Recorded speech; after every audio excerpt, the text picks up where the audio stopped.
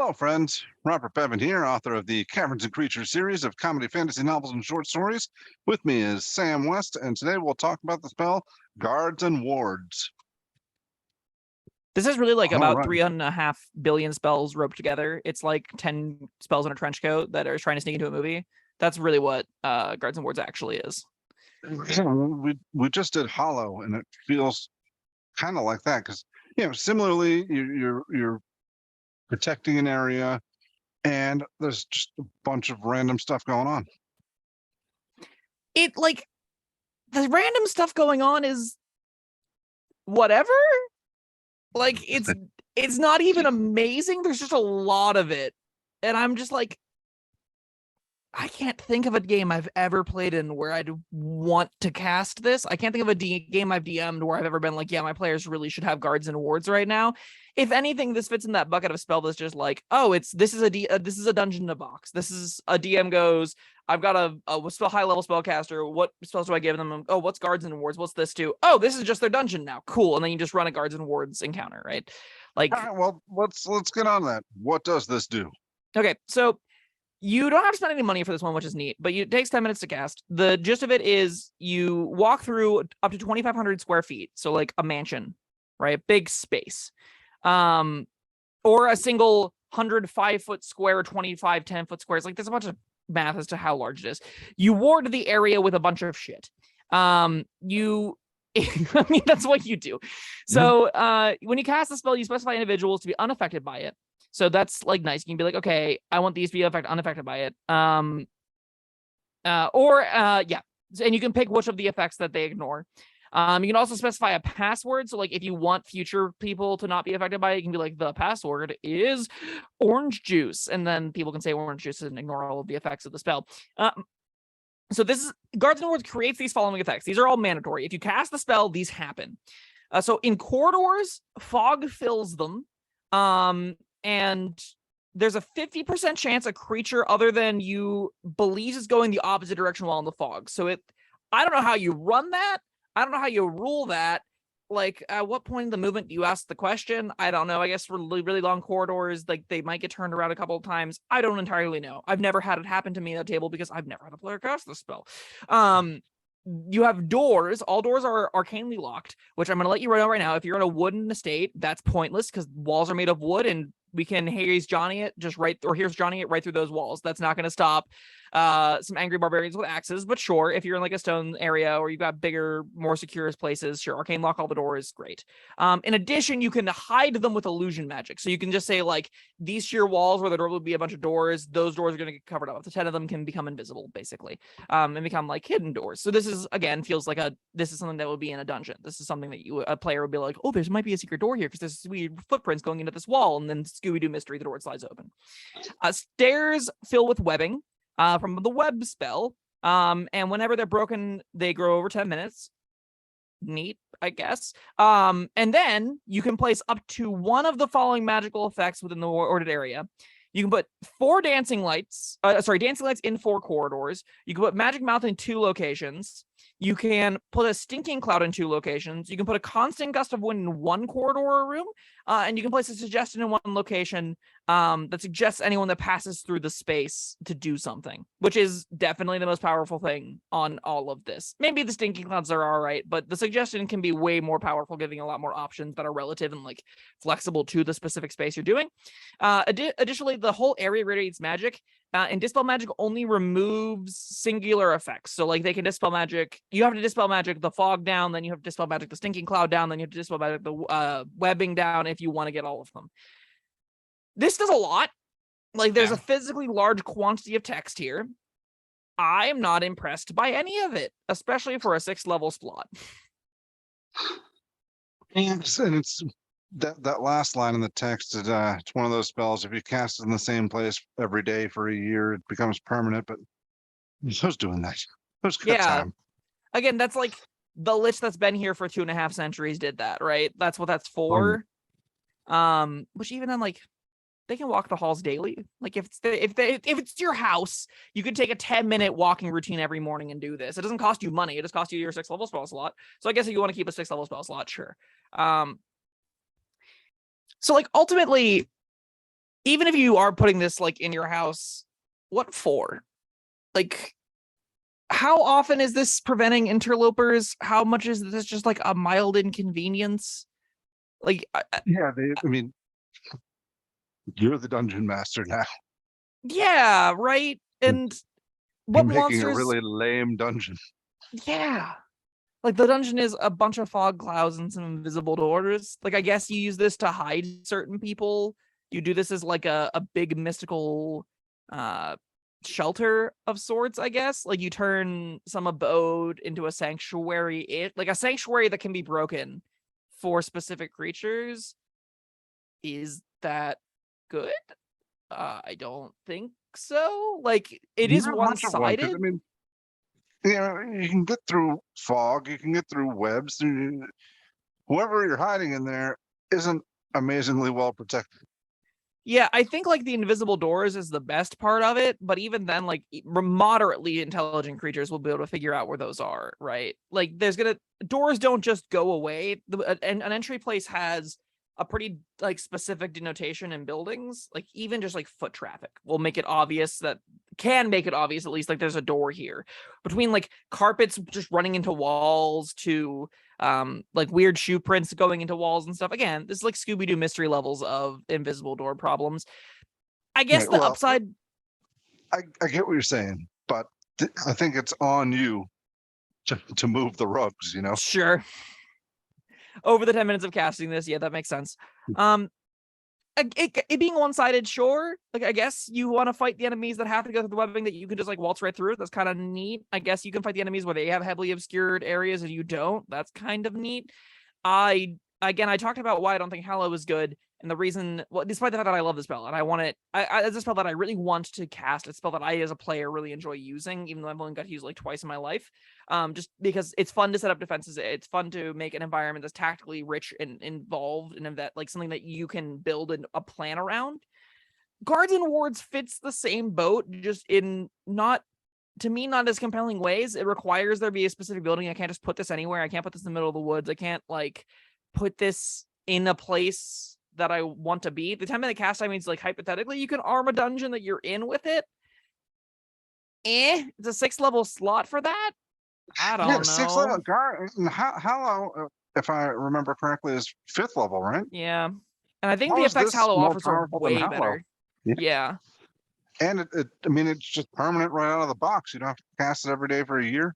Yeah, it does cost you $1,000, but Yeah. I don't know. Like, there could be powerful things you could do with this, setting up specific suggestions, but like, hey, you should definitely go just, walk through that door to the right. Nothing bad's going to happen. And then the door just like goes into darkness and is a sheer drop into nothingness and they die from the fall. Sure. Like, you could probably do some neat things with some traps and suggestions. You could probably do a neat thing like suggesting people run into the gust of wind that knocks them down like a bowling alley, like sets up like a Rube Goldberg machine where you got like they go into this and they go into that and they go into that. But you can't ever get more than one of the cool spell effects. So like the suggestion in the gust of wind doesn't even work. You'd have to have a separate source of gust of wind if that's what you wanted to do. Or Yeah. Now, you are not affected by the webs and the fogs and stuff, correct? correct. Now, let me ask you this: you got your staircase there. Your enemy is fighting their way through a web. Can you set that web on fire with a torch, or will it not light because you are unable to interact with it? See, this is where it gets really muddled and messy because I don't know the answer to that question, right? Because it's, at what point does the object stop interacting with you? And this is kind of a double-edged sword, right? So like, I'd say hypothetically you can light the web on fire by like throwing the torch so it's not in your hand anymore. Then all of a sudden, like, arrows get caught in the webbing. Then all of a sudden projectiles get stopped by the webbing and stuff like that too. So there's like some back and forth. Like, yeah, it could be really neat if you do rule it that the torch goes into it and lights it on fire. At the same time, like, I would say rules as written, that probably isn't how it should work. I probably would rule it that like it's your part of your effect is throwing the torch, part of your like attack, it's part of your entity, I guess. So it wouldn't affect the webbing because the webbing doesn't affect you. I mean, if we're doing it like as close to catch. Yeah, and then if they grab it, it's on them, I guess. But like, can I just go up to them and like stick it in their back pocket and then it's their problem and then it lights it on fire? Is that how that works? And then does the fire affect you? Because the fire affects the webbing and the webbing's on fire, but it's like extra dimensional webbing to you kind of. So are you affected by those consequences? I don't know.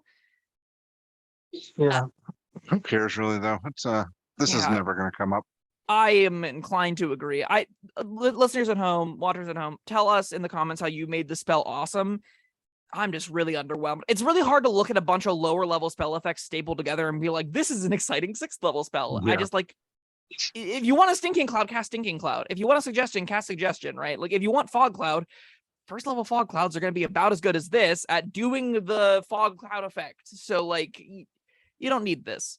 I don't think anyone needs this ever. This is a dungeon in a box for DMs that are new that want to be like, oh, I want a dungeon, but I don't know what effects to do. I want a dungeon, but I don't know how to like actually build the traps and run it. You just say, oh, I Guardian Ward, and that tells me how to do it. I get a neat little fog puzzle, and the first time players run into it, they go, oh, I'm turned around once. That was neat. Now I'm walking the back the right direction because I got turned around once. Sure. Like, Yeah. in more dynamic environments with more things going on, I'm sure there are ways you can make this do cool things as a DM specifically, because you can then like fit the environment to make these effects cooler. As a player, I can't fathom making this good. As a DM, you don't need it because you can just make your dungeon however you want. Yeah. If you're one of the, maybe you're one of those DMs that feels really constrained and wants to like play very specifically within the rules. You don't want to necessarily like, you only want to use the written stuff. You want to make sure whatever you're running exists in the printed rule book, which if my first advice to a DM that is like that, don't just use whatever you want that it challenges and engages the players. I don't think I've run a monster rules as written out of the monster manual in like 6 years. I like even things like Mephits. I like Mephits because they're small little monsters that do a bunch of damage and are like, they're like the minions of the elementals, but they have way too many hit points for most level parties to deal with. So I just like, I run Mephits as quarter HP almost always. They're just my default easy elemental enemies. Those are the kinds of things that experienced DMs really should get in the hang of practicing. This doesn't really encourage that to happen. This kind of encourages the inverse to be like, oh, wait, this spell says I can build a dungeon by just using the stuff in the book. I'm just going to use the stuff in the book and run anything rules is written and assume Wizards did a good job playtesting this. They did a mediocre job playtesting this, but it lands me in a spot where the spell's very existence, I think, isn't very helpful.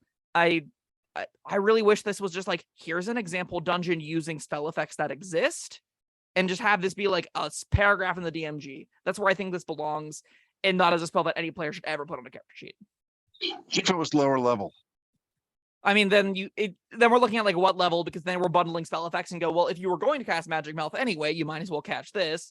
Like if this were like 4th level, even still, I come back around to you're so rarely defending a position, you're so often pushing to the next point, you're so often engaging and delving deeper, that these kinds of traps backwards aren't particularly useful unless the DM then goes, I will make these useful because you set them up.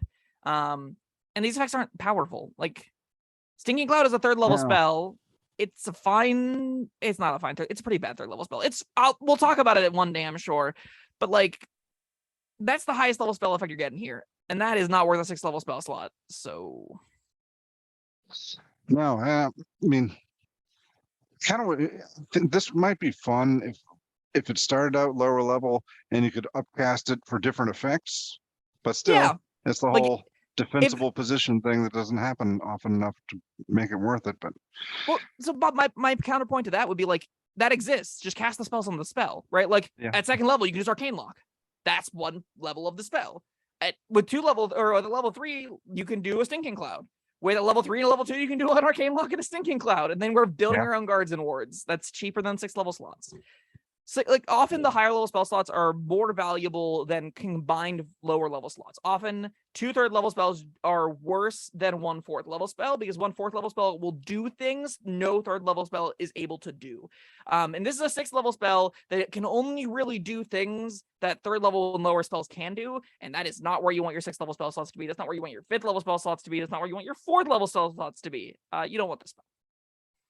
So I mean, it depends on the effects. I mean, how often do you need your doors locked and your stairs full of spider webs?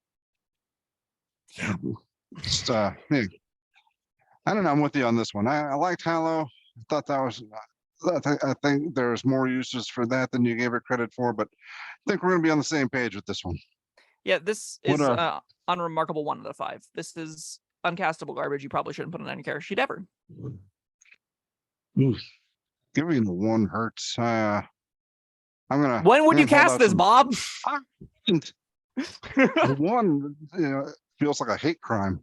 Listen, gonna- imagine what 6th level spells you could be casting instead of this. This is a wizard spell, Bob. This is a wizard spell. You have to do better than this for your 6th level slot. I'm giving this a 2, and commenters, I need you to justify that for me. Right. Yeah. Please tell us how you've used guards and wards in the past, and that it was awesome and worthy of my 2. And then I'll ask you, why didn't you just cast a lower level slot instead? All right. Well, that was guards and wards. Thank you, Sam, and thank you everyone for joining us. We'll see you next time. Bye-bye. Thank you for watching. If you found this helpful, informative, or entertaining, I'd really appreciate it if you hit the like button below. You needn't smash it. A gentle tap will suffice. If you want to see more videos like this, subscribe to the channel. And make sure you check out the links in the description, where you'll find my Caverns and Creatures series of comedy fantasy novels, Sam's full review of the spell, and other fun things.